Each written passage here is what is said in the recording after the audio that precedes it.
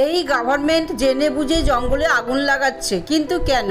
আসলে গ্রীষ্মকালে জঙ্গলে যখন আগুন লেগে যায় তখন আগুন খুব তাড়াতাড়ি সম্পূর্ণ জঙ্গলে ছড়িয়ে পড়ে আর পুরো জঙ্গল পুড়ে ছাই হয়ে যায়।